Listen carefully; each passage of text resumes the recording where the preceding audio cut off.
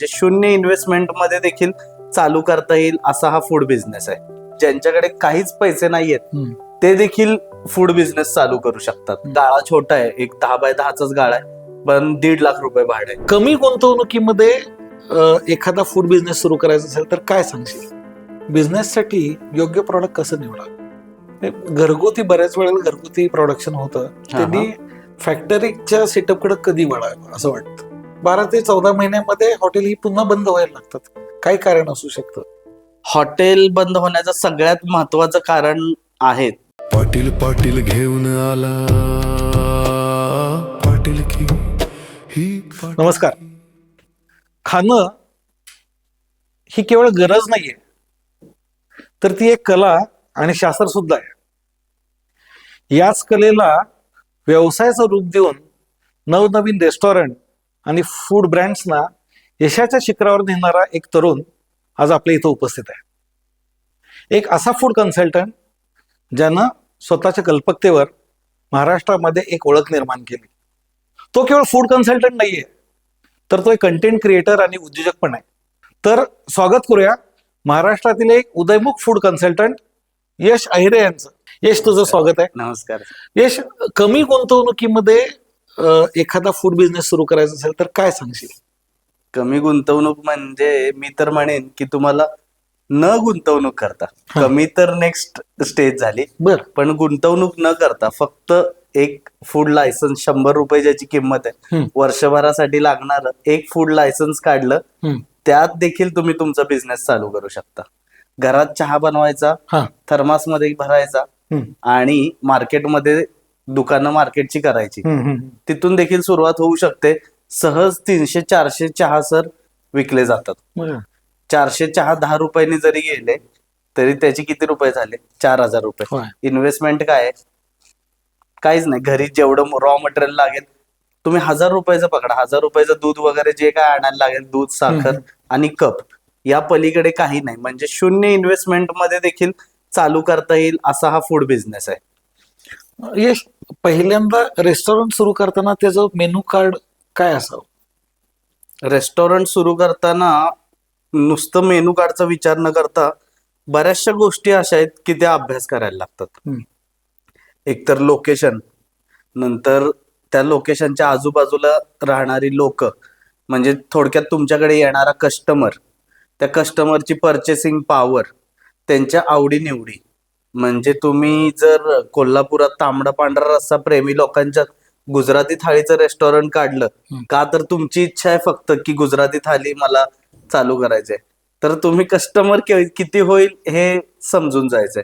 त्याच्यामुळे menu card पेक्षा आपण रेस्टॉरंट कुठे चालू करतोय, आपलं कस्टमर कोण असणार आहे, या गोष्टी मुळात लक्षात घेणं गरजेचं आहे. आणि त्या लक्षात आल्यावर आपली इन्व्हेस्टमेंट किती असणार आहे, आपल्याकडे मुद्दल किती आहे, त्यावर मग बाकीच्या गोष्टी ठरत जातील. मेनू कार्ड हे खूप नंतर येतं कन्सिडरेशन मध्ये. हा व्यवसाय सुरू करताना जो आपण स्टार्टअप करतोय तो लहान स्वरूपात असावा की मोठ्या स्वरूपात असावा? म्हणजे असं बरेच जण म्हणतात की करायची तर अशी शानदार एंट्री करायची की बस. आता शानदार एंट्रीसाठी शानदार पैसे तुमच्याकडे असतील, जर बॅकअप तुमच्याकडे असेल तर बिंदास्त करा. पण उगाच कर्ज काढून शानदार करण्यात काय पॉइंट नाहीये. मी जसं मगाशी म्हंटल, ज्यांच्याकडे काहीच पैसे नाहीयेत ते देखील फूड बिझनेस चालू करू शकतात. म्हणजे अगदी जसं मगाशी बोललो तर नथिंग, 100 रुपये म्हणजे काहीच नाही आजच्या घडीला. त्याच्यात देखील फूड बिझनेस चालू होऊ शकतो. हळूहळू तुम्ही त्याला स्केलअप करा. तुमचा चहा चांगला वाटला लोकांना, नंतर हळूहळू तुमच्याकडे लोक फ्रँचायझीसाठी येतील. आज असे तुम्ही, आता उदाहरण आहेत लोक की जे चहाच्या फ्रँचायझी विकून करोडपती झाले. मग त्यांनी सुरुवात कुठून केलेली? डायरेक्ट 1000 फ्रँचायझी त्यांच्या झाल्या नाहीत. पहिला एक साधी चहाची टपरीच चालू केली. चहा 10 रुपयालाच विकला जायचं तेव्हा पण आता पण. असं काय नाही त्यात फार बदल झालाय किंवा त्यात काहीतरी रॉकेट सायन्स झालाय आणि चेंज झालाय. सिम्पल आहे. ह्या फूड कन्सल्टन्सीमध्ये तुम्ही म्हणजे साताऱ्यात बऱ्याच लोकांना याची माहिती नसेल कदाचित, की फक्त टेस्ट वरतीच तुम्ही सल्ला देता का अजून काही त्यामध्ये असतं? आता एखादा फूड बिझनेस असेल तर कन्सल्टन्सीमध्ये आता आमची जी फूड कन्सल्टन्सी आहे विघ्नहर्ता फूड सोल्युशन्स नावाने, तर आम्ही फक्त रेस्टॉरंट्सलाच नाही तर आमचा मेन फोकस फूड इंडस्ट्रीजला आहे. आम्ही फूड इंडस्ट्रीजला प्रोडक्ट डेव्हलपमेंट मध्ये मदत करतो. बर. म्हणजे तुमचा मसाल्याचा ब्रँड असू दे, डेअरी असू दे, नमकिन्स असू दे, अशा सगळ्या वाईड सेक्टर्सला आपण कन्सल्ट करतो. त्यासोबतच आता आपण हे चालू केलंय रेस्टॉरंट्स अँड कॅफे. तर तिथं रेस्टॉरंट अँड कॅफेमध्ये चव 100% महत्वाची आहे. पण जर तुम्ही फूड प्रोडक्टचा विचार करत असाल तर प्रोडक्ट कसं बनल्या बनल्या खाणार नाहीयेत लोक. तुम्ही जर आज लाडूची फॅक्टरी टाकली तर लाडू आत्ता कसा लागतोय एवढंच महत्वाचं नाहीये. आज जसा लाडू लागतोय हाच एका महिन्यानी पण असाच लागावा. त्याच्यात बाकीचे काही चेंजेस होऊ नयेत. म्हणजे त्याची शेल्फ लाईफ चांगली असावी. जेव्हा तो शेल्फवर जाईल तेव्हा तुमचं पॅकेजिंग छान दिसावं, जेणेकरून कस्टमरची इच्छा होईल की मी हे प्रोडक्ट परचेस करू. अशा बाकीच्या विविध गोष्टी आहेत. त्याच्यामुळे टेस्ट हा जो फॅक्टर आहे हा रेस्टॉरंट्स अँड कॅफेजला ठीक आहे, पण तो पण नुसता तेवढ्या फॅक्टरवर विचार करून चालणार नाही. एक वाईड रेंज विचार करायला लागतो आपल्याला. हे फूड इंडस्ट्रीमध्ये लोकेशन, मगाशी तू म्हणलास की लोकेशन पण बघितलं पाहिजे. लोकेशनला किती महत्व आहे यामध्ये द्यायचं? आता काय काय लोक लोकेशनसाठी खूप पैसे स्पेंड करतात. म्हणजे पुण्यात एखादा प्रीमियम स्पॉट असेल, बाबा कोथरूडमध्ये एकदम चौकात जागा आहे, तर गाळा छोटा आहे, एक 10 बाय 10चाच गाळा आहे, पण 1.5 लाख रुपये भाडं आहे. आता तुम्ही तिथे असा प्रोडक्ट चालू करणार आहे का की तुम्हाला त्याच्यातून 10 लाख तरी टर्न ओव्हर होईल? तर तुम्ही तो 1.5 लाखाचा स्पॉटचा विचार करा. आणि खरं सांगू तर लोकेशन मला तर वाटतं की ओव्हर हाईप्ड आहे. जर तुम्ही चांगली टेस्ट देत असाल, जर चांगली सर्व्हिस देत असाल तर लोक शोधत येतात. आता हायवेला किती हॉटेल्स आहेत जे की खेड शिवापूरमध्ये आहेत, पण पुण्यातून लोक येतात ना, साताऱ्यातून लोक तिथं जातात. पुण्याला का? तर खायसाठी. म्हणजे असं काय नाहीये की बाबा लोकेशन असलंच पाहिजे. लोक आहेत, तुम्ही चांगली दिली ना एखादा प्रोडक्ट तर लोक ट्रॅव्हल करून जातात. म्हणजे असं नाहीये मी आता एखाद दुसरा हॉटेल बघतो की त्याचं कस्टमर आजूबाजूचे 5% पण लोक येत नसतील. जे 90-95% लोक आहेत ही 20-25 किलोमीटर ट्रॅव्हल करून वेटिंगला थांबतायत. आणि असं पण नाही की लगेच आले तर त्यांना खायला भेटलंय. एक 1-1.5 तास वेटिंगला थांबून त्यांचा नंबर येतोय, मग ते खातायत, खुश होत आहेत आणि परत ट्रॅव्हल करून वापस जात आहेत. त्याच्यामुळे लोकेशनला फारसं असं मी काय हे देत नाही. तुमचा प्रोडक्ट चांगला असेल तर लोक शोधत येणार तुम्हाला. लोकेशन आधी का तुमचं हॉटेल आधी? तर हॉटेल जास्त महत्वाचं, लोकेशन नंतर. पुढच्या या क्षेत्रात काम करत असताना पुढच्या 5 वर्षामध्ये फूड मधलं कुठलं सेक्टर पुढे जाईल असं तुला वाटतं? आता पुढे जाणार जर विचार केला आपण तर आता शिफ्ट होतोय हेल्थ फूडकडे, हेल्दी फूडकडे. त्याच्यामुळे आतापर्यंत जी लहान मुलं डायरेक्ट एक बिस्किटचा पुडा घ्यायचा नाश्त्याला, काय तर पार्लेजीचा एक पुडा घेतला आणि तो खाल्ला. आता हे कमी कमी होत जाणार आहे. लोक हेल्दी फूडकडे वळणार आहेत. पॅरेंट्स एज्युकेट व्हायला लागलेत की बाबा मैदा, साखर हे ज्या प्रमाणात खातोय आपण त्या प्रमाणात अजिबात चांगलं नाहीये शरीराला. म्हणजे आता हे चांगलं नाहीये असं मी अजिबात म्हणत नाही, पण जे प्रमाण आहे त्रासदायक ठरू शकतं 100%. कारण की इतकं बाहेरचं खायचं प्रमाण वाढलेलं आहे की हेल्थ फूड इंडस्ट्री खूप सुपरहिट होणार आहे नेक्स्ट कमिंग इयर्स मध्ये.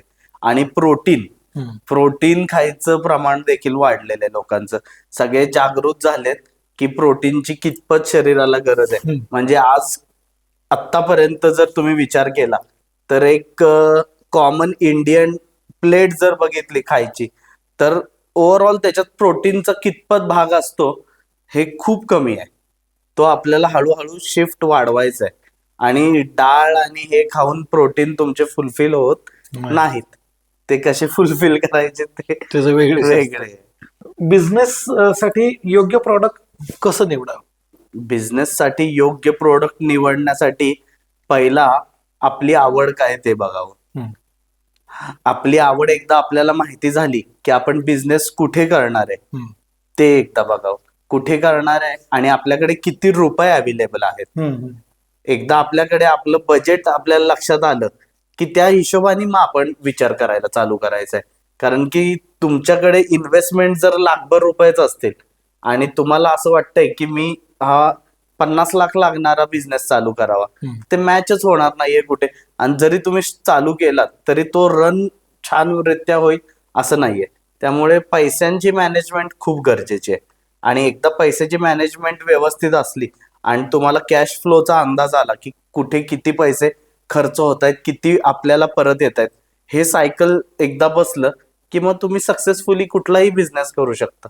असं काय नाहीये की हेच केलं पाहिजे तेच केलं ह्या पाहिजे. फूड इंडस्ट्रीमध्ये कुकिंगच्या पलीकडे जाऊन त्या उद्योजकांना कुठली कौशल्य त्याकडे असली पाहिजेत किंवा आत्मसात केली पाहिजेत? तर विषय कसा होतो, लोक एखाद्या आपल्याकडे जेवायला येतात हम्म. कधीतरी आणि एखादी पदार्थ आपल्याला छान बनवता येत असतो. मग लोक स्तुती करतात, अरे खूप सुंदर बनवते, तू हॉटेल का सुरू करत नाहीस, हम्म.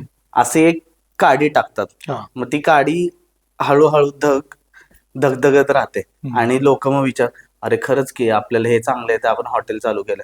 पण नुसतं कुकिंग येऊन नाही भागात. हॉटेल चालू करूच शकत नाही तुम्ही. हम्म. कारण की तुम्हाला रोज नुसतं तिथे बनवायचं नाहीये, तुम्हाला मार्केटमधून आणण्यापासून त्या कस्टमरला खायपर्यंत तिथपर्यंत पोहोचवायचं आहे. हम्म. ओके, मग तो असं सायकल नाहीये की बाबा तुम्ही बनवलं आणि त्यांनी खाल्लं. तुम्हाला आणून दिलं पाहिजे, ते त्याला टाइमात सर्व झालं पाहिजे, त्याला सर्व होताना बाकीच्या अजून काही गरजेच्या सर्व्हिसेस आहेत त्या तुम्ही दिल्या पाहिजेत. तो सॅटिस्फाय होतोय की नाही हे चेक केलं पाहिजे. नसेल झाला तर कुठे लॅक झालात तुम्ही, त्या लॅकिंग जे पॉइंट्स आहेत त्यावर तुम्ही काम केलं पाहिजे. असं जेव्हा तुम्ही सगळं वर्कआउट करणार तेव्हा तुम्ही सक्सेसफुल वर्तन एक आहे अजून. 100% तुम्ही कसं त्याच्याशी बोलताय. कारण की जेव्हा तुमच्याकडे कस्टमर येणार आहे काहीतरी फूड प्रोडक्ट खायला किंवा काय हे टेस्ट करायला, तर तो तुमच्याकडे पैसे देऊन येणार आहे. त्याच्यामुळे त्याच्या मनात तो राजाच असणार आहे. हम्म. त्याला तुम्ही राजासारखी ट्रीटमेंटच दिली पाहिजे. हम्म. ए घे पटकन, असं करून नाही चालणार. तुम्हाला त्याला जो तो त्याच्या मनात जे आहे इमेज की मी इथे गेल्यावर मला अशी अशी ट्रीटमेंट मिळाली पाहिजे, ते तुम्ही फुलफिल झाली तर तो रिपीट येणार आहे कस्टमर. नाहीतर काय तो कट होणार आणि तो बरं. बाकीच्यांना पसरवताना देखील असंच सांगणार की बाबा यांचं काही Treatment नीट नाही. नाहीये. तर म्हणजे मी फूड मध्ये बरेच असे बघितले, त्यांचे चेहरे असे निर्विकार असतात की जणू असं ते म्हणत असतात की कशाला आलास, हा. चांगला बसलो होतो की स्टूल वरती, मला आता कामाला लावायला. असा चेहरा तो सांगत असतो, तो विचार बोलत नाही काही. पण इतके निर्विकार चेहरेपणानं ते कसं काय हँडल मग ते करतात? करूच नाही लोकांनी तसे बिझनेस. तुम्हाला जीवावर येतंय ना, करू नका. कारण की फूड कसं लागतंय हे नुसतं कसं बनवलंय यावर अवलंबून नसतं, तर ते कसं सर्व केलं जातंय त्यावर. तुम्ही हसतमुख रित्या एखादी डिश सर्व केली, त्यात एखादा पॉइंट कमी असला, थोडंसं मीठ कमी असलं, साखर कमी असली, तरी लोक ऍडजस्ट करून घेतील. पण तुम्ही जर एक्सप्रेशनलेस त्याला काहीतरी सर्व करत असाल आणि भलेही ती डिश चांगली बनली असेल तरी पण तो विचार करताना करणार, काय यार कशाला आलो इकडे, असला चेहरा बघायला लागला, असं तसं. त्याची मानसिकता तशा दृष्टिकोनातून तयार होणार आहे. त्याला आनंद मिळणार नाहीये. आणि at the end of the day satisfaction is the main की फॅक्टर फॉर युअर ग्रोथ. नाहीतर आहे अशी गाडा रेटारेटी तर चालूच आहे, त्याच्यात काय पॉइंट नाहीये. मी असं खूप वेळेला बघितलं की एक उदाहरण आहे, नाव सांगत नाही, अमक्या तमक्याच्या अशा खूप साऱ्या फ्रँचायझीज ओपन झाल्या आणि अरे बघता बघता तो मोठा झाला. पण ज्या स्पीडनं फ्रँचायझी झाल्या, कालांतरानं काही महिन्याने त्या स्पीडनं त्या फ्रँचायझी कमी व्हायला लागल्या. तर हे फ्रँचायझीचं गणित काय? हे फ्रँचायझी घ्यावं का? त्याचे काय फायदे काय तोटे वाटतात तुला? तर फ्रँचायझी हा मुद्दा काय होतं, मी जसं मागाशी सांगितलं तसं एखादा फूड बिझनेस एक माणूस चालू करतो, त्याचा प्रोडक्ट सगळ्यांना आवडतो, मग त्याचा प्रोडक्टची मागणी वाढते मार्केटमध्ये की चांगला प्रोडक्ट आहे, त्याला 4 जण येऊन म्हणतात की तुम्ही ह्याची फ्रँचायझी द्याल का तुम्ही. तर ह्याला फ्रँचायझी काय असते, ती रन कशी करावी, तेवढी आपली बॅक एंडला तयारी आहे का, आपण ज्या फ्रँचायझी देणार आहे त्यांना आपण रॉ मटेरियल पुरवू शकू का, किंवा त्यांच्याकडून रॉयल्टी कुठल्या बेसिसवर घ्यायची, ह्याचा कशाचाही अभ्यास न करता हो चालेल द्या 2-2 लाख रुपये मी तुम्हाला फ्रँचायझी देतो. तर असं अजिबात करू नये. ज्यांना फूड बिझनेस स्वतः चालू करायचा आहे त्यांनी फ्रँचायझीच्या नादाला लागू नये. तुम्ही आमच्याकडे या, तुम्हाला जो प्रोडक्ट पाहिजे त्याचा आम्ही बिझनेस सेट करून देऊ. तुम्हाला चहाचं चालू करायचंय, वडापावचं चालू करायचंय, बिर्याणीचं चालू करायचंय, नाही तर मटन थाळीचं चालू करायचं असू दे, तुम्ही स्वतःच्या नावाने करा ना. जे फ्रँचायझीला तुम्ही पैसे देणार आहेत ते पैसे तुम्ही तुमचं नाव मोठं करायला वापरा. म्हणजे मी म्हणत नाहीये फ्रँचायझी घेऊ नका तुम्ही, पण फारच आळशी असाल किंवा जास्त काय मेहनत करायची नसेल तरच तुम्ही तिकडे जावं. जर स्वतःचं नाव मोठं करायची जिद्द असेल ना, हम्म. तर आमच्याकडे या. आम्ही तुम्हाला एकदम प्रॉपर सोल्युशन देऊ. बिझनेससाठी योग्य प्रॉडक्ट कसं निवडा? आता योग्य प्रोडक्ट हा एक खूप वास्ट किंवा वाईड रेंज मध्ये जातं. हम्म. आपण निवडण्यापेक्षा किंवा आपण कुठला प्रोडक्ट बनवायचा आहे यापेक्षा आपण कुठला प्रोडक्ट छान विकू शकतो हम्म. हे आपण लक्षात घेणं गरजेचं आहे. कारण की तुम्ही किती चांगली गोष्ट बनवली, ती तुम्हाला जोपर्यंत विकतात छानरित्या येणार नाहीये, तोपर्यंत तुम्ही काही बनवलं त्याला किंमत नाही. तुम्ही विकणार कशी आहे, तुमची जी मार्केटिंगची स्टीम असणार आहे, तुमचं जे डिस्ट्रीब्युशन चॅनल असणार आहे, ते कुठल्या प्रोडक्टसाठी स्ट्रॉंग आहे. म्हणजे तुमचं जे डिस्ट्रीब्युशन चॅनल असेल ते जर नमकीन्स मध्ये स्ट्रॉंग असेल हम्म. तर तुम्ही 100% तेच बनवलं पाहिजे. हा. तुम्ही डेअरीचा विचार नाही करू शकत. जर डेअरीचा विचार करणार असेल तर तुमची अख्खी जी डिस्ट्रीब्युशन सिस्टीम आहे ती रेफ्रिजरेटेड लागेल. हम्म. मग तुमच्याकडे हा भाऊ माझ्या असे असे ओळखी आहेत, ह्यांच्या इथे अशा पद्धतीने प्रोडक्ट आपण पोचवू शकतो, हे तुम्हाला जेव्हा माहित असेल तर मग त्या दृष्टिकोनातून प्रोडक्ट आपण निवडू शकतो. प्लस भांडवल पण गरजेचं आहे. हम्म. आपल्याकडे किती भांडवल आहे, आपल्याकडे किती पैसे आहेत, हम्म. हे देखील आपण त्या पॉइंटला विचार करणं गरजेचं आहे प्रोडक्ट निवडताना.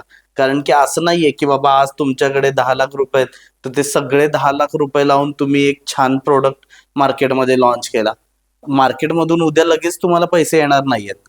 ती सायकल फिरून यायला, तुम्ही सस्टेन व्हायला वेळ जाणार आहे. हम्म. तो सगळा वेळ तुमच्याकडे कव्हर अप करता येईल अशी भांडवल असेल, तुमचं एक छान नेटवर्क असेल, त्या हिशोबाने तुम्ही प्रोडक्ट ठरवायचा आहे. घरगुती बऱ्याच वेळेला घरगुती प्रोडक्शन होतं, हा. त्यांनी फॅक्टरीच्या सेटअपकडे कधी वळावं असं वाटतं? आता कसं आहे, घरगुती जेव्हा प्रोडक्शन होतंय तेव्हा आपल्याला एक सर्टन लिमिट मध्ये अंदाज यायला लागतो की आपल्याला लोक मागतायत हम्म. पण आपण त्यांची नीड्स फुलफिल करू शकत नाहीये. हम्म. आपण जो त्यांना माल द्यायचा आहे तो तेवढा आपल्याकडे तयार होत नाहीये. आपण कितीही मॅन पॉवर वाढवली तरी. त्याच्यामुळे मग जेव्हा आपल्याला असे अंदाज यायला सुरू होतात तेव्हा लगेच मी म्हणणार नाही की तुम्ही भरपूरच मोठी फॅक्टरी टाका. हम्म. तुम्ही एक मशीन घ्या, हम्म. तुमचं जे मॅन्युअल काम सुरू आहे ते एका मशीनवर शिफ्ट करा, नंतर हळूहळू स्केल अप करा. हम्म. कारण की तसं तसं तुम्हाला अंदाज येत जाणार आहे आणि बरोबर. मार्केटमध्ये तसं तसं तुमचं प्रोडक्टला ग्रोथ मिळणार आहे. हम्म. हम्म. त्या हिशोबाने एक अंदाज घेत हळूहळू जशी मार्केटची डिमांड आहे, जशी मार्केटची नीड आहे, या सगळ्या गोष्टी जाणून घेऊन आपण करणं गरजेचं आहे. कोणत्या फूड कॅटेगरीज ओव्हर क्राऊडेड आहेत? आत्ता असं बघितलं तर मला जे पर्सनली वाटतंय, काय कायांचं मत वेगळं असू शकतं, हम्म. पण मला असं वाटतंय की मसाला हम्म. आणि नमकीन या गोष्टी ओव्हर क्राऊडेड आहेत. आता बेकरी पण हळूहळू ओव्हर क्राऊड व्हायला लागलेली आहे.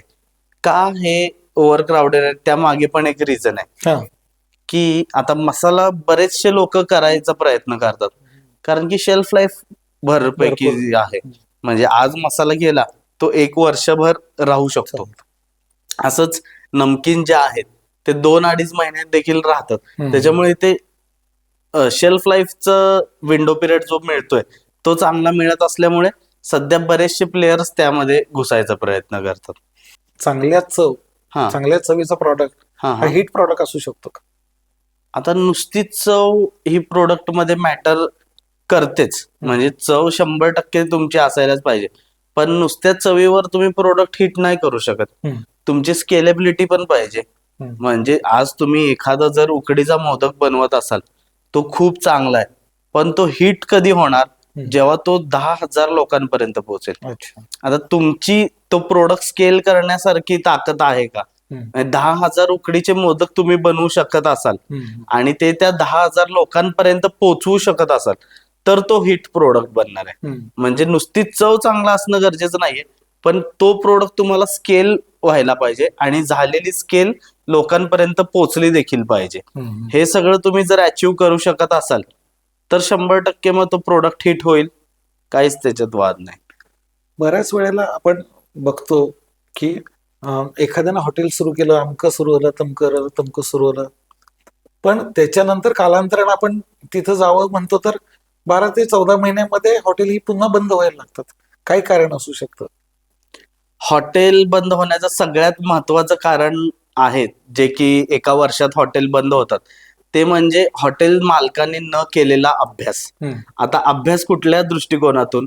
एकतर त्याच्या कॅश फ्लोचा, म्हणजे त्यांनी व्यवस्थित हिशोबातला अभ्यास केला नाहीये, प्लस त्यांनी मॅनेजमेंटचा व्यवस्थित अभ्यास केला नाहीये. म्हणजे आज तुम्ही हॉटेल चालू कराल, तुम्ही चांगल्या चांगल्या चवीचे पदार्थ लोकांना खायला घालताय, लोक ती चव ठेवून परत पुन्हा येणार आहेत. जेव्हा ते सेकंड टाइम येतील, जेव्हा ते थर्ड टाइम येतील, तेव्हा जी तुम्ही फर्स्ट टाइम त्यांना टेस्ट दिलीये, जी तुम्ही पहिल्यांदा आल्यावर त्यांना सर्व्हिस दिलीये, तीच जर कंटिन्यू ठेवली तर तुमचं हॉटेल चांगलं चालणार आहे. कधी कधी काय होतं, स्टार्टिंगला सगळे जण जोशमध्ये असतात, त्याच्यामुळे हॉटेल खूप छान प्रोडक्ट्स खायला देतं, सर्व्हिस तत्पर असते, पण कालांतराने या सगळ्या गोष्टी ढिल्या पडत लागतात. तर हॉटेल मालकांनी त्याच्यावर लक्ष दिलं पाहिजे की त्याच टेम्पोनी वर्क सगळं कॅरी आउट झालं पाहिजे, कुठेही लिथार्जिकपणा येऊन देऊन चालणार नाही. प्लस ज्या कॉस्ट आहेत तुमच्या, म्हणजे फूड कॉस्ट, बाकीचे वेस्टेज किती होतंय, लेबर कॉस्ट, तुमचे सगळे जे लेबर आहेत ते व्यवस्थित टाइमात काम करतायत का, या सगळ्या गोष्टींवर जेव्हा तुम्ही लक्ष देणार. लिकेजेस, तुमचं लिकेजेस पण खूप मोठं आहे, ह्याच्याकडे कधीच कुठला हॉटेल मालक जास्त लक्ष देत नाही, जो की सगळ्यात महत्वाचा मुद्दा आहे. तुमचे लिकेजेस किती आहेत? लिकेजेस म्हणजे पोर्शन साईज कंट्रोल. म्हणजे आता एखादी आपण जेव्हा डिश मागवतो, त्या पोर्शन हंडीत जेवढी बसणार आहे तेवढीच डिश त्या शेफनी बनवली पाहिजे. जर त्या शेफनी त्याच्या दीडपट बनवली, त्याच्यासाठी लागणारं रॉ मटेरियल दीडपट लागणार आहे, देताना एकच पोर्शन कॅरी फॉरवर्ड होणार आहे, उरलेलं ते वेस्टेजच झालं तुमचं. म्हणजे 1.5 प्लेटचं मटेरियल, एक जर डिश तुमची असेल 300 रुपयाची, त्याच्यासाठी जर 100 रुपये बनवायला खर्च येत असेल, तर इथे दीडपट बनवल्यामुळे 150 रुपयाची झाली. ही सिंपल आहे. ही हॉटेल्स बंद पडण्याचं किंवा त्याला प्रतिसाद कमी होण्याचं अजून एक कारण असं असतं की ते क्वालिटी त्याला टिकवता आली नाही. बरोबर. या हॉटेल व्यवसायामध्ये शेफची पळवापळवी हा एक मोठा भाग आहे. याच्यावरती तू काय सांगू शकशील? हे बघा सर, पळवापळवी ही होत राहते, पण तुम्हाला जर मी एक ओनर म्हणून चांगली ट्रीट करत असेल तर तुमची जायची इच्छाच होणार नाही.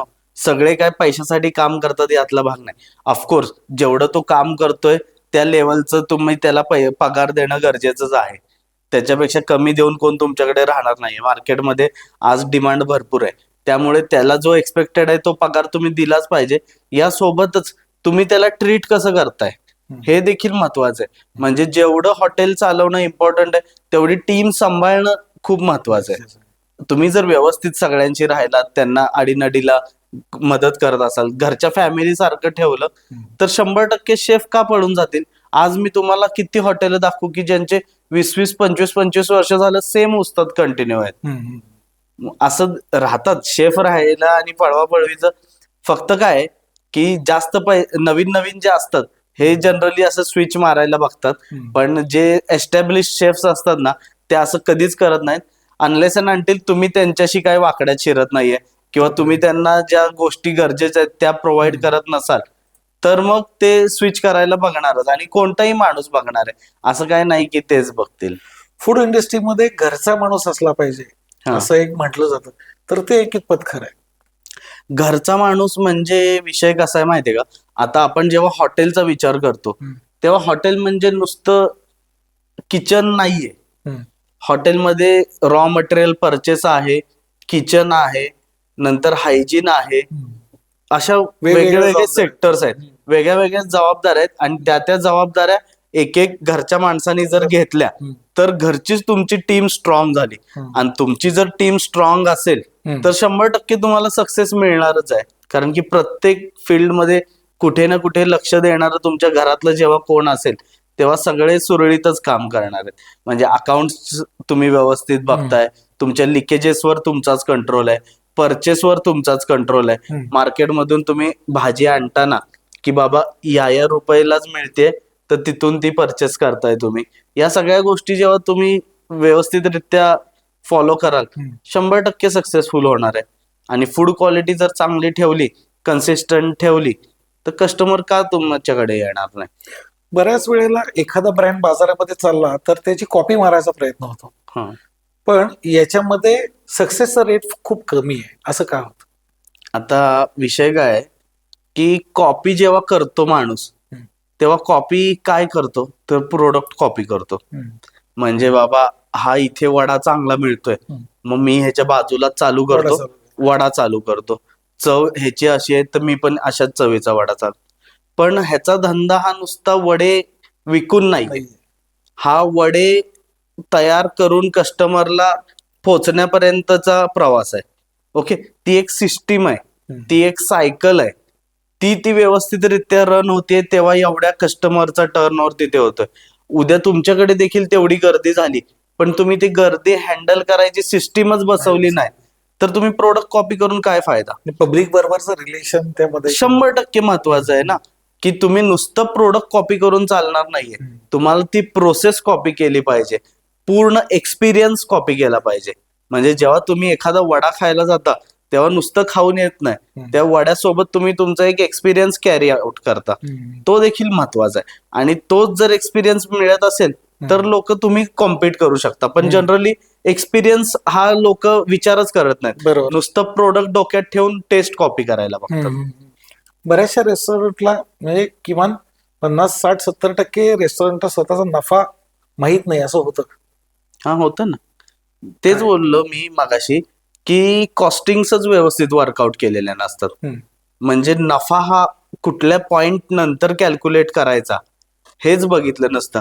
जर फक्त काय महत्वाच्या गोष्टी आहेत, फूड कॉस्ट म्हणजे किती रुपयाचे इन्ग्रेडियंट्स लागतात आणि लेबर कॉस्ट, पण वेस्टेजेस लिकेजेस या गोष्टी बघितल्याच नाहीयेत.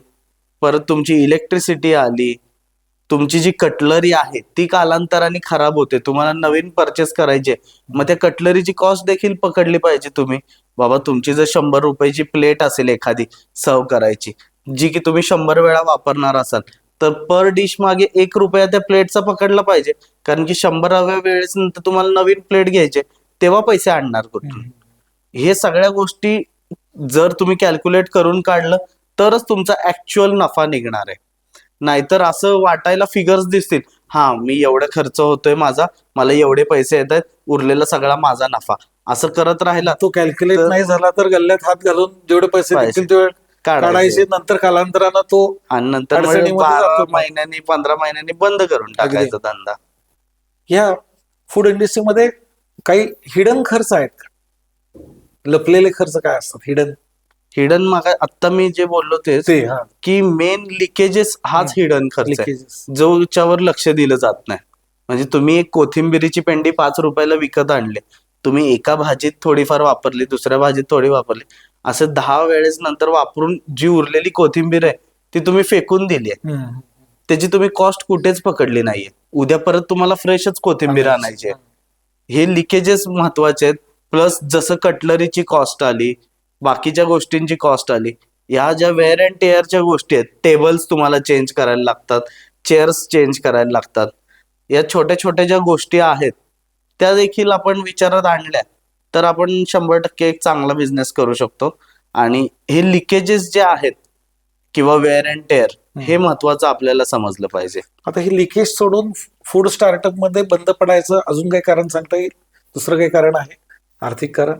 आर्थिक कारण सगळ्यात महत्वाचं कारण हेच की व्यवस्थित सगळ्या गोष्टी कॉस्टिंग आपण जे म्हणतो ते पेपरवर न घेणे.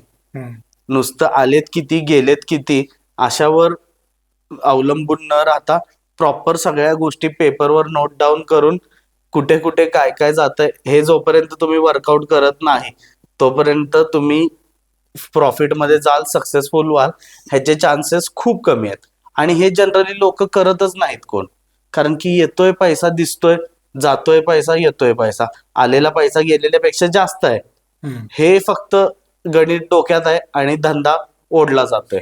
आता हा जो तुम्ही ताळेबंद जो फूड बिझनेस मध्ये मांडता की प्रॉफिट आणि लॉस काढायच्या वेळेला, तर त्यावेळेला ओनर स्वतःच जे टाइम देतो त्याचं व्हॅल्युएशन तो करतो का?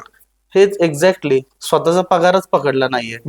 तुम्ही जेव्हा 12 तास काम करताय, म्हणजे बाहेर 8 तासाची शिफ्ट असते, तुम्ही 12 तास काम करताय जीव ओतून, तुम्ही स्वतःला पगार दिला पाहिजे ना. आणि मग प्रॉफिट बघितलं सगळ्यांना. जर तुमच्या घरातले जर 10 जण काम करत असतील त्या 10 जणांचे तुम्ही पगार लावले पाहिजेत. नाही हे माझ्या घरातलेच बघतायत, ते माझ्या घरातले, मग उरलेला सगळा माझा फायदा. असं कसं चालेल? उद्या ते जर निघून गेले कुठे, तर त्यांच्या जागेवर तुम्हाला दुसरा पगार देऊन माणूस ठेवायलाच लागणार आहे. बरोबर. आणि तेव्हा कसे तुम्ही तुमचे रन करणार? जर प्रॉफिट्स तुमचे आहेत तेवढे, तर तुम्ही त्या पॉइंटला कामच नाही करू शकत. हे झोमॅटो आणि स्विगीचे जे सवलती वेगवेगळ्या वेळोवेळी देत असतात, ब्रँडसाठी हे धोकादायक असं म्हटलं जातं. काय नेमकं कसं स्पष्ट करशील हे? 100% बरोबर आहे. हम्म. कारण की आता एक एक्झाम्पलच घेऊया आपण. हम्म. तुमचं एखादं रेस्टॉरंट आहे आणि तुमच्या रेस्टॉरंट मधली झोमॅटोवर लिस्टेड प्राइस आहे 100 रुपये. हम्म. 100 रुपयाला तुमच्याकडे फ्राईड राईस मिळतोय. हम्म. आता जेव्हा मी तुम्हाला 100 रुपये झोमॅटोला पे करणार आहे, हम्म. त्यातलं तुमचं जेव्हा रेस्टॉरंट असेल, झोमॅटो त्याचा कट काढून 30%च्या अप्रॉक्स त्यांची मार्जिन असते. तुमच्याकडे येताना 70 रुपये येणार आहेत. हम्म. प्लस अजून तुम्ही 40 रुपये जर ऑफ दिले, हम्म. तर झोमॅटो काय म्हणतं, आपण हे जे ऑफ द्यायचा आहे हा दोघांमध्ये शेअर करू. मग 20 मी भर, तू माझ्याकडून 20 तू भर. मग तुमच्याकडे देताना अजून 70 मधून मी 20 रुपये कापून देणार. मग तुम्हाला जे येणार आहेत फायनली ते 50च रुपये येणार आहेत. आता तुम्ही तुमच्या एंडला कॅल्क्युलेट करायचंय की 50 रुपयात तुमचं ते फूड कॉस्ट, तुमच्या शेफचा पगार, तुमच्या पार्सलचा जो डब्बा आहे तो, या सगळ्या कॉस्ट त्या 50 रुपयामध्ये बसणार आहेत का? आणि बऱ्याचदा त्या बसत नाहीत. पण तुमच्या डोक्यात काय असतं, माझ्या रेस्टॉरंटला जरा बूस्ट भेटेल म्हणून मी ऑफर रन करतो.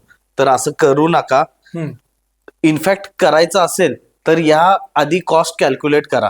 तुमचं जर गणित बसत असेल तर 100% करा तुम्ही, त्याचा फायदाच होईल. पण गणित आधी जे इम्पॉर्टंट आहे ते म्हणजे गणित करणं. तुम्ही सगळ्या तुमच्या कॉस्ट कॅल्क्युलेट करा आणि मग हा निर्णय घ्या ऑफर लावायचा. लोकांना एक कायम प्रश्न असा असतो की बऱ्याच वेळेला किंवा विशेषतः आपल्या श्रावण महिन्याच्या तोंडावरती, श्रावण चालू होतो त्यावेळेला, म्हणजे 100 रुपये 125 रुपयामध्ये मटण थाळी, 250 ची, म्हणजे आता जी 350, 400, 500, 550 पर्यंत जी मटण थाळी जाती, एकदम त्या 100, 125, 150 मध्ये येतात. क्वालिटीमध्ये कॉम्प्रोमाइज असतं का हे? म्हणजे मला आपल्या पाटीलकीच्या सगळ्या प्रेक्षकांना हे ऐकायला आवडेल की तिथं क्वालिटीमध्ये कॉम्प्रोमाइज असतंय का? 100% असतं. जेव्हा तुम्ही एखादा प्रोडक्ट आहे ज्याची ऍक्च्युअल व्हॅल्यू 300-350 रुपये, ती तुम्ही 150-200 ला देताय, तेव्हा ऑलरेडी तुम्हाला माहिती आहे की 300 रुपयाला विकली तरच तुम्ही फायद्यात राहणार आहे. पण फक्त तुम्हाला सीझन मारायचा आहे किंवा एक पिरियड कॅप्चर करायचा आहे, गर्दी ओढून आणायची आहे, त्यावेळेस तुम्हाला अशा जेव्हा रेट्स, तेव्हा लोक येणारे पण त्यांना माहित असतं की आपल्याला काय खायला मिळणार आहे. तुम्ही मसाले जे वापरता, तेल जे वापरता, मटन जे वापरणार, जाणवतं ते 100% हा फरक असतोच. म्हणजे क्वालिटी तसं नाही केलं तर वर्कआउटच होऊ शकत नाही ना. उद्या तुम्ही जर एखादी थाळी तुम्हाला द्यायची, त्याच्यात तुम्ही 180 रुपये लिटरचं सनफ्लॉवर ऑइल वापरूच नाही शकत. कसं वापरणार? तुम्हाला ते 100 रुपयाचं रुची गोल्ड वरच काम न्यायला पाहिजे.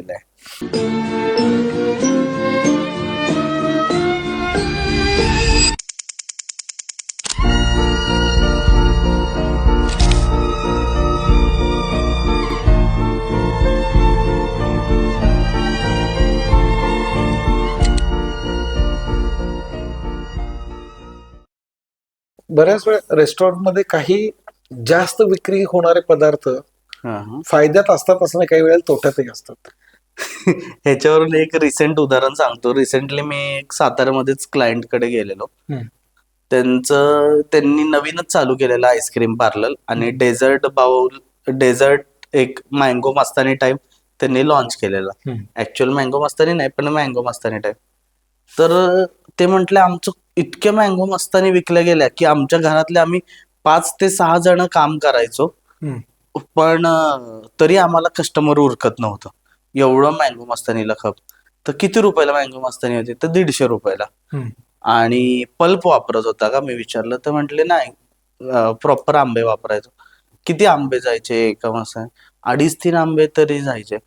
बोललो 3 आंबे जर गेले, त्याच्यात तू अमूलची फ्रेश क्रीम टाकणार, बाकीच्या गोष्टी आल्या, तुझी कॉस्टिंग नाही, ते आम्ही काढलीच नाही कॉस्टिंग.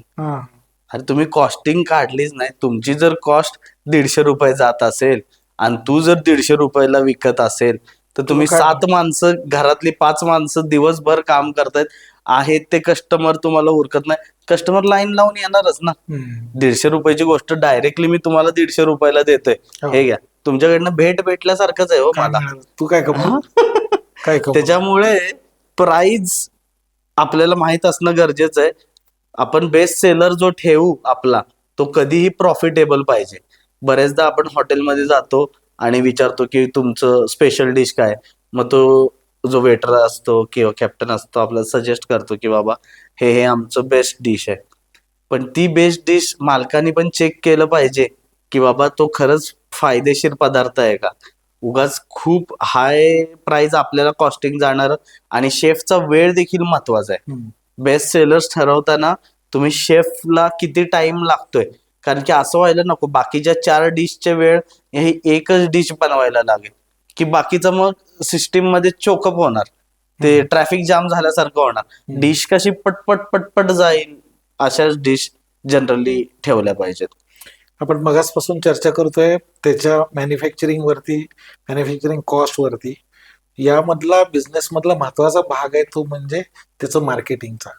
फूड इंडस्ट्रीमध्ये आता अलीकडे सध्या हॉटेलमध्ये रील्स वरती मोठ्या प्रमाणात भर दिला जातोय. बरोबर. रील्स मुळे आलेला जो कस्टमर आहे तो कस्टमर नंतर रिपीट कस्टमर होतो का?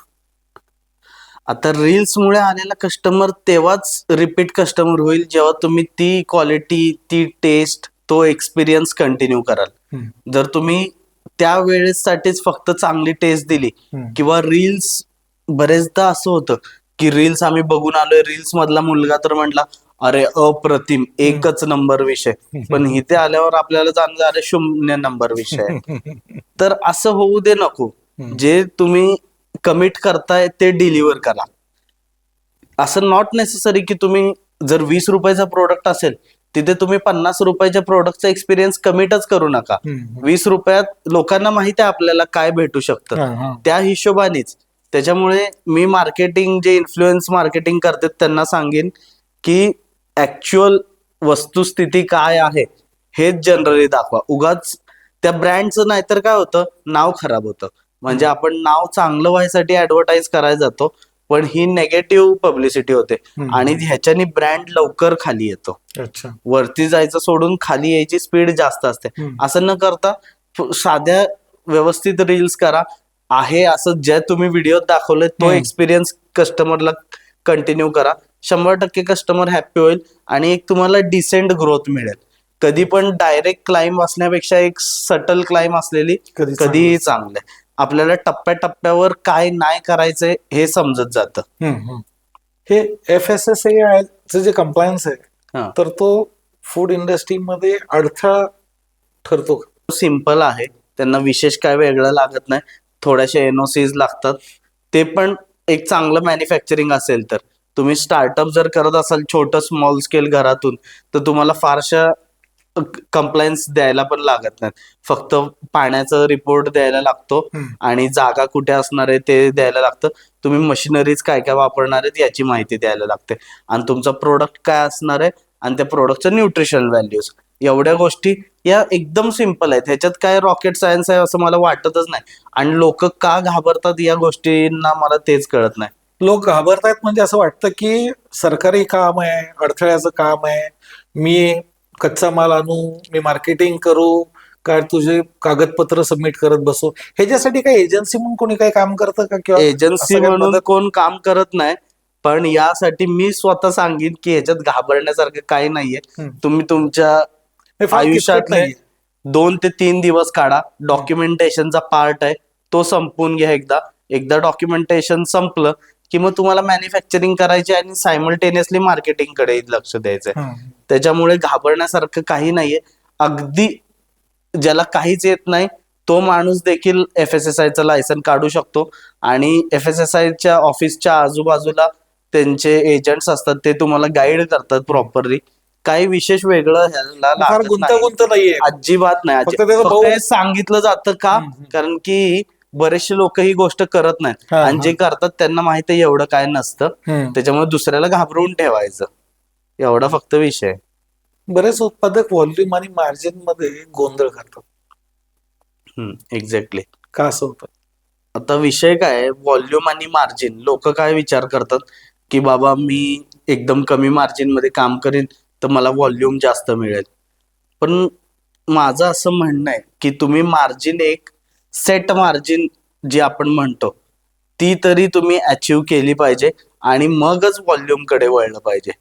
एक 10 ते 15%, 10% जरी तुम्हाला टार्गेट ठेवली तर ती 10% त्याच्यापेक्षा खाली येऊन काम करू नये, किती व्हॉल्यूम असू दे. मग असं काय काय लोक मी बघितलेत आतापर्यंत मार्केटमध्ये की जे विचार करतात नाही असू दे, मला 2 रुपये राहिले तरी चालेल पण मला व्हॉल्यूम मोठा करायचा आहे. अरे पण व्हॉल्यूम मोठा करशील त्यासाठी तुला जे स्केलअप करायला लागणार आहे, मशिनरीज घ्यायला लागतील, तुला कामगार वाढवायला लागतील, त्यांचे पगार देखील त्या पटीत तुला वाढवायला. मग ते स्केलअप, ते पैसे आणणार कुठून आहेस तू?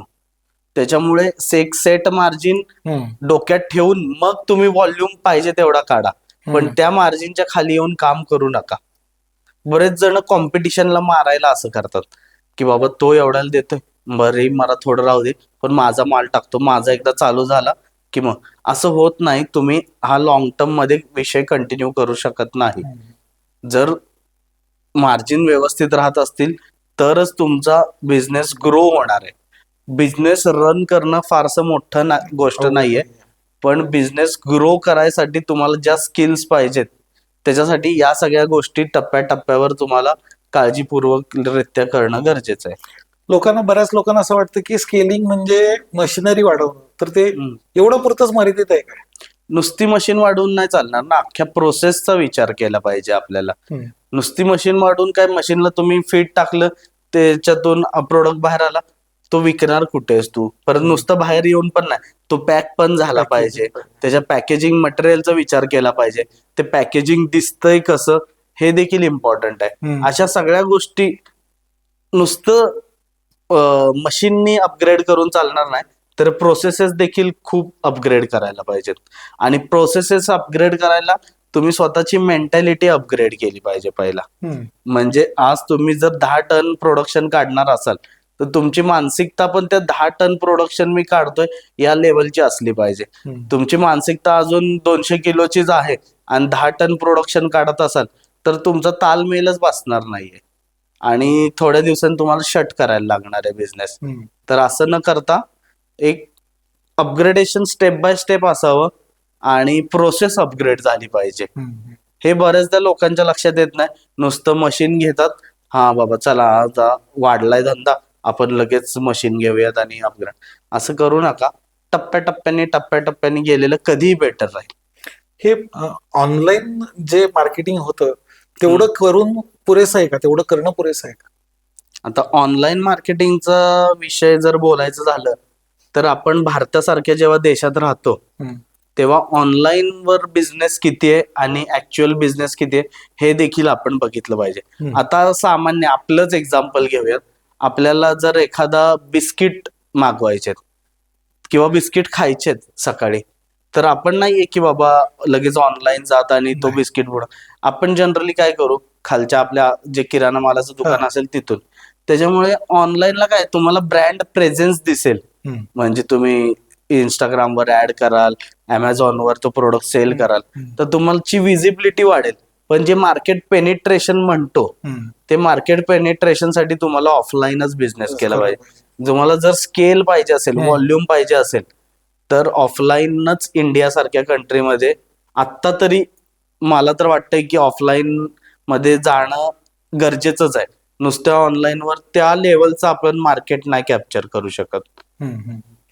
आता हा थोडस अलीकडे वाढणारे आजारपण लक्षात घेता फूड बद्दल लोक खूप जागृत झालीत. बरोबर. आता प्रिझर्वेटिव्ह फ्रीज असं प्रिझर्वेटिव्ह फ्री म्हणून लोक जाहिरात करतायत. बरोबर. हे प्रिझर्वेटिव्ह फ्री हे खरं फ्री असतंय का? हा, प्रिझर्वेटिव्ह फ्री जर म्हणत असतील तर ते खरोखर प्रिझर्वेटिव्ह फ्री असलं पाहिजे. पण असतंय का हा दुसरा भाग झाला. पण मी असं सांगेन की प्रिझर्वेटिव्हचा विचार करताना आपण प्रिझर्वेटिव्ह का घातले जातात त्याच्यात, तर चांगली शेल्फ लाईफ मिळायला. तुम्ही जर प्रिझर्वेटिव्ह त्यातले कमी केले तर काय येणार आहे, शेल्फ लाईफ कमी होणार आहे. आता शेल्फ लाईफ कमी होईल म्हणजे प्रोडक्ट आहे असा राहील का?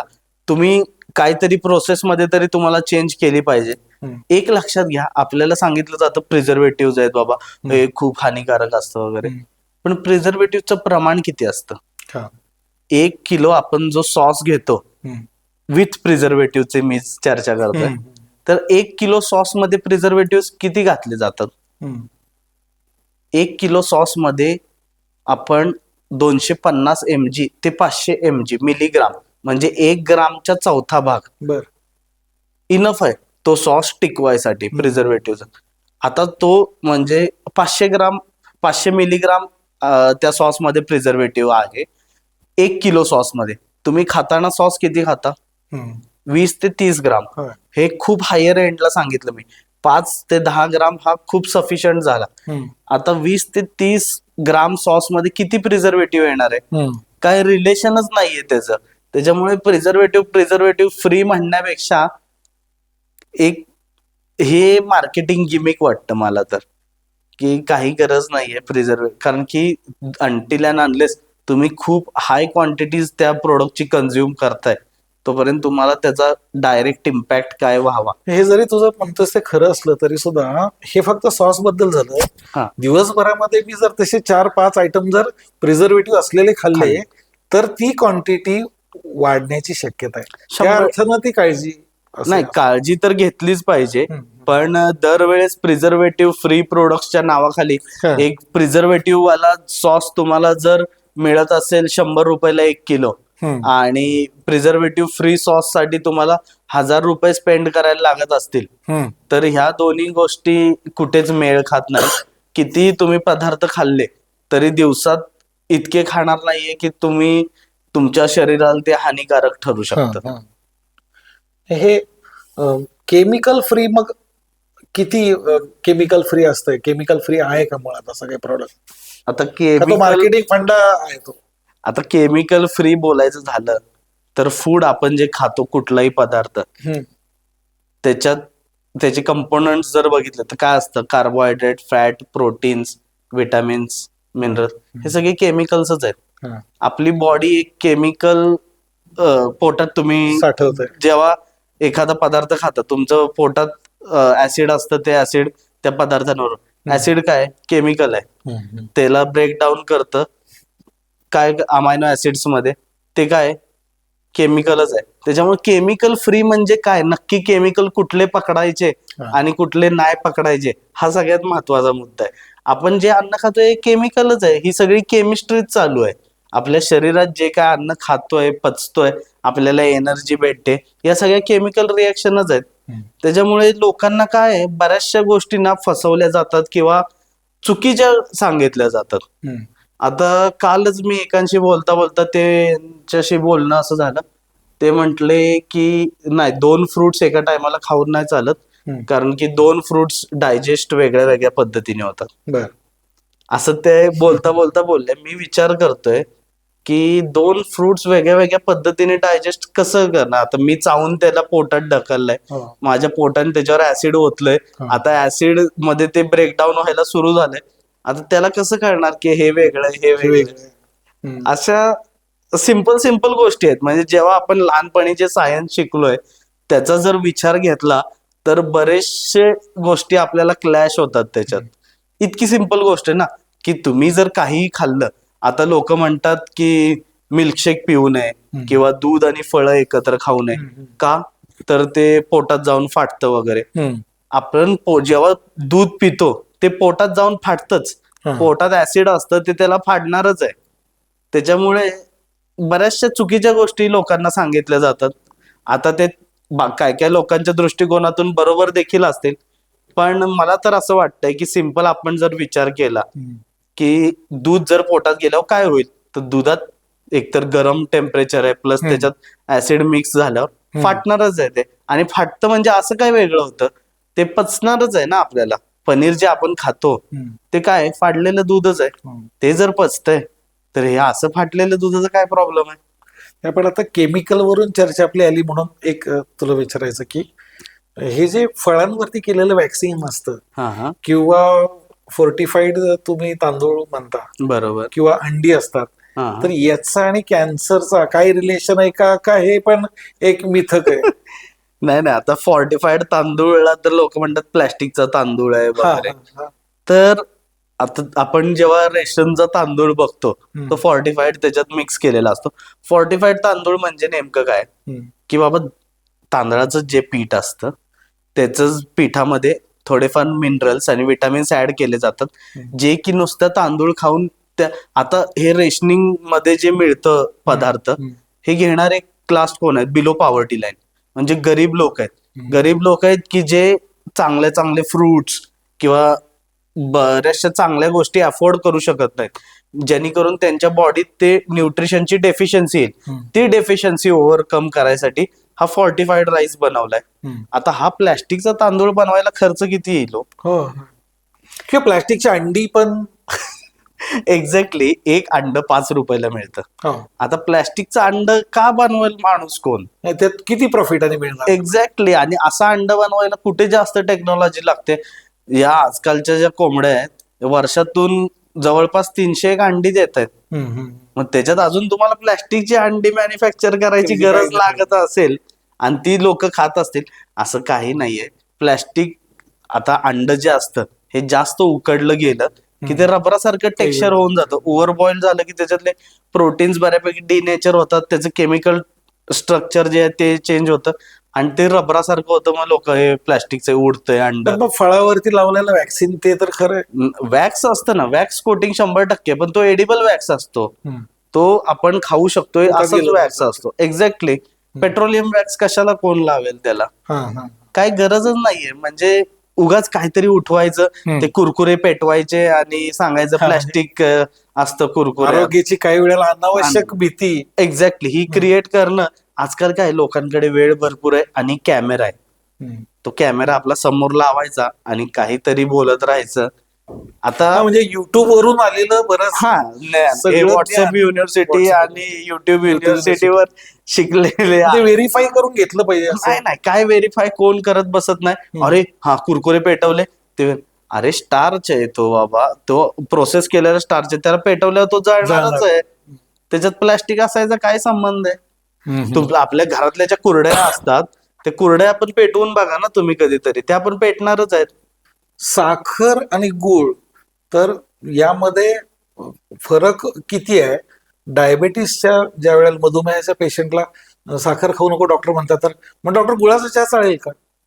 तर ते काय, किती ते दोघांमध्ये हे आहे की साखर आता- चांगली पेक्षा गुळ चांगला, असं काय आहे का? एकदम जेन्युइनली खरं सांगायचं हा.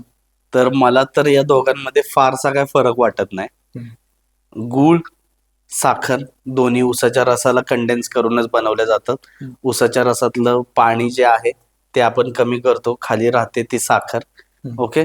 किंवा गूळ, गुळाला जराशे अजून केमिकल्स टाकले, त्याला ब्लिचिंग केलं, सल्फरायझेशन केलं की ते पांढरी चकचकीत आपली साखर तयार होते. हम्म. या पलीकडे या दोघांमध्ये काही फरक मला तर वाटत नाही. गुणधर्म सारखाच आहे. सेम सेम, दोन्हीही सुक्रोजच आहे. हम्म. दोघांमध्ये काही फारसा फरक नाही.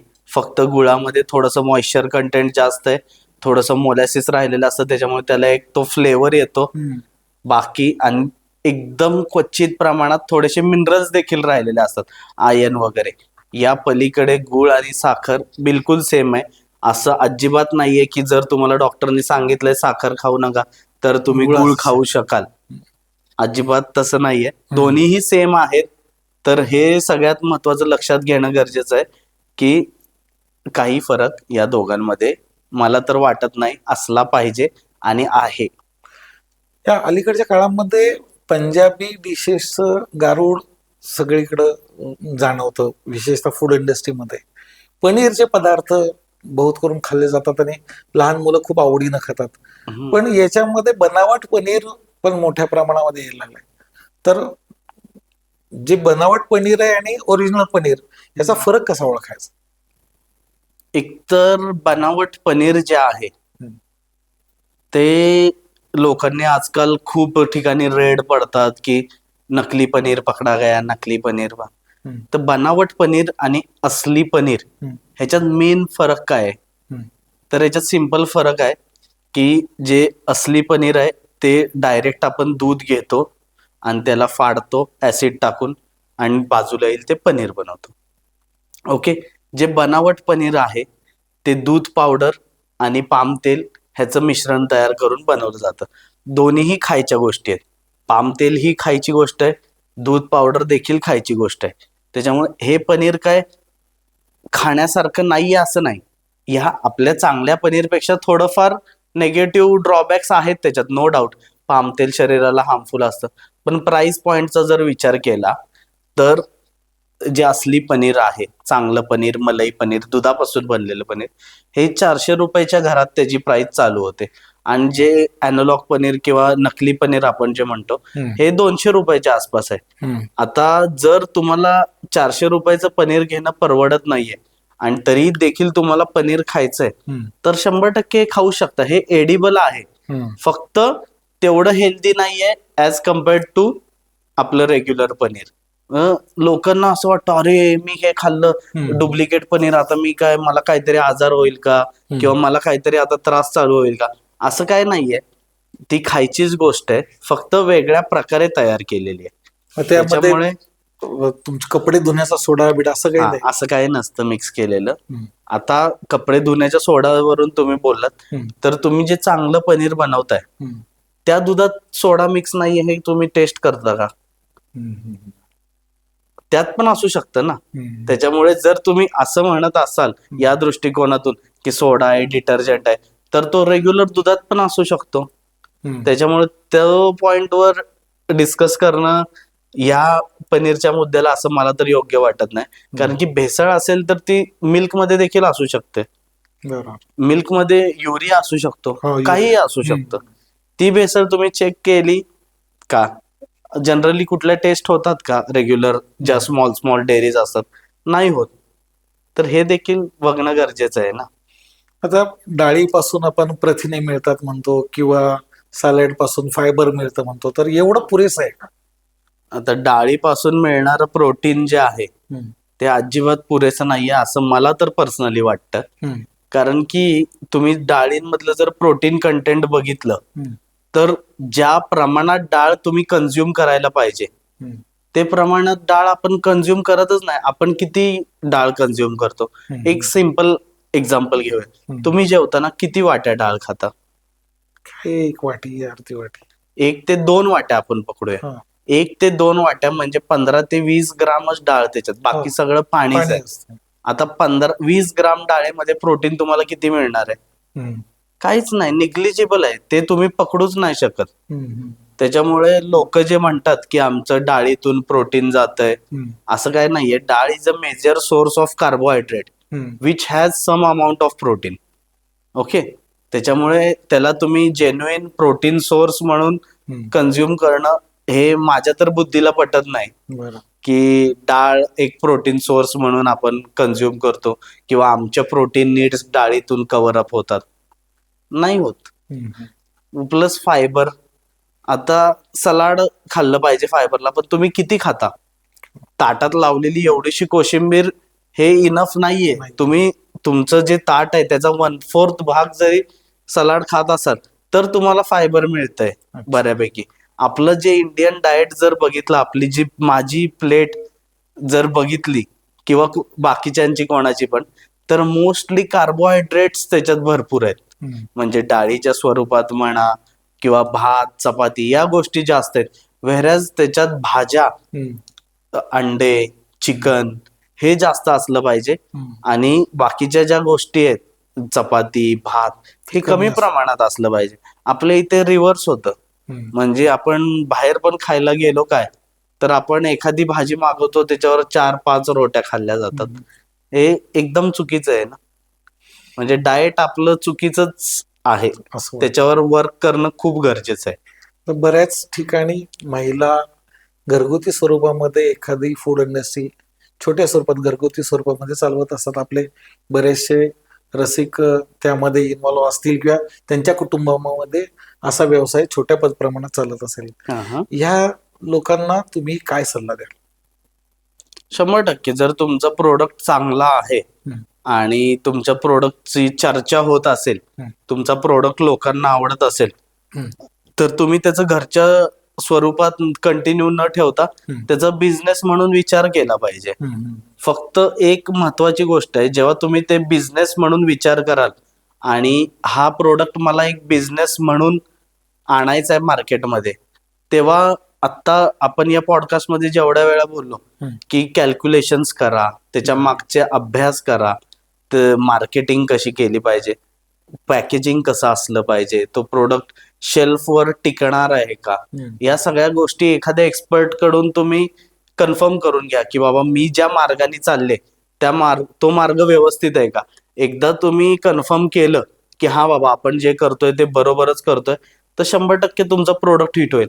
असं व्हायला नको की तुमचा प्रोडक्ट खूप छान आहे, तुम्ही त्याला मार्केटमध्ये टाकलं, पण बाकीचा तुम्ही अभ्यास न केल्यामुळे तुम्हाला बॅकलॉग बसतोय, तर मग तुमचा नेगेटिव्ह इम्पॅक्ट होतो आणि तुमचा जो मोराल आहे तो डाऊन होईल. म्हणजे ज्या ताकदीने तुम्ही चालू कराल त्याच ताकदीने तो कंटिन्यू झाला तरच तुम्हाला मजा येत राहणार आहे, तरच तुम्हाला त्यातून पैसे जर चांगले येत राहिले तर तुमची इच्छा राहणार आहे की उद्या मी त्यासाठी एवढी धावपळ करेन. ओके, नाहीतर काय होईल, जर तसे रिटर्न्स तुम्हाला येत नसले तर हळूहळू तुम्ही तुमचा टेम्पो डाऊन डाऊन डाऊन करत येणार आणि एक पॉइंटला तुम्ही शट करायचा देखील निर्णय घ्या. तर तसा होऊ नये, तसं कुठल्याही बिझनेसचं होऊ नये, यासाठी आधी सगळे अभ्यास छान करा, कुठल्या तरी एक्सपर्टला कन्सल्ट करून त्यांच्याशी माहिती घ्या की बाबा व्यवस्थित आहे ना सगळं, आणि योग्य असेल तर 100% सक्सेस आहेच. कारण की फूड इंडस्ट्री ही एक अशी ग्रोईंग इंडस्ट्री आहे की ह्याला मागणी आहेच. म्हणजे पुढच्या 10 वर्षात ही आता आहे त्याच्या 3 पट होईल, असे एवढे पोटेन्शियल्स आहेत. रिसेशन नसलेलं 100% रिसेशन नसलेलं क्षेत्र आहे, त्याच्यामुळे बिंदास्त या क्षेत्रात या. तुम्ही हॉटेल चालू करा, नाही तर घरून मसाल्यांचा लाडूचा व्यवसाय चालू करा, काहीही करा, या क्षेत्रात खूप मागणी आहे. आणि फक्त मन लावून करा, जीव ओतून करा आणि एक शांत डोक्याने सगळे विचार एका पेपरावर घ्या, मग यश तुमची वाट बघते. यश, खूप चांगली माहिती तुम्ही या ठिकाणी येऊन दिलीत. म्हणजे नुसतं एखादा छोटा व्यवसाय सुरू करायचा म्हटलं तर त्याचा किती अंगानं विचार करावा लागतो, हे तुमच्या आता प्रत्येक बोलण्यातून तुमच्या अनुभव, तुम्ही आतापर्यंत जे अनुभव इथं शेअर केले त्यातून ते सगळं प्रत्यय येत होतं की हे नुसतं एखादं 4 भांडी घेतली आणि चला व्यवसाय टाकून बसलं, हे इतकं सोपं काम नाही. तर त्याच्यासाठी कष्टाची गरज आहे, मार्केटिंगची मुख्य म्हणजे गरज आहे, आणि तुम्ही सांगताय तसं अर्थकारण त्याचं सांभाळावं लागतं. फूडच्या क्षेत्रामध्ये काम करणारे उत्तम कन्सल्टंट म्हणून महाराष्ट्रामध्ये ते त्यांचं नाव घेतलं जातं, ओळखलं जातं. यशजी, तुम्ही या ठिकाणी तुमचा वेळ काढून इथं आला आणि आम्हाला तुमचं ऐकण्याची, आमच्या श्रोत्यांना तुमचं ऐकण्याची संधी दिली, त्याबद्दल तुमचे आभार. थँक्यू. तुम्ही इथे बोलवलं मला, माझं 4 शब्द ऐकून घेतले, याबद्दल देखील मी थँक्स म्हणतो तुमच्या सगळ्यांना. आणि मी महाराष्ट्राच्या जनतेला हेच सांगेन की अजिबात कुठल्याच ह्याच्या पॉइंटमध्ये काचकचू नका. बिझनेस चालू करताना बिनधास्त या क्षेत्रात उतरा. काही तुम्हाला गरज पडली तर बरेचसे लोक आहेत तुम्हाला गाईड करणारे, त्यामुळे घाबरण्यासारखी काहीच गोष्ट नाहीये. बिनधास्त तुम्ही फूड बिझनेस कडे वळू शकता. या उद्योजकता फूडमध्ये तुमची वाट बघते थोडक्यात. यश, हे उज्ज्वल प्रॉडक्ट्सच्या बेकीज बेकरीकडून तुमच्यासाठी एक छोटीशी भेट. Thank you so much. सत्तेपेक्षा सत्याचा ध्यास म्हणजे पाटीलकी, सेवा ही मनातील आस म्हणजे पाटीलकी. ही पाटीलकी.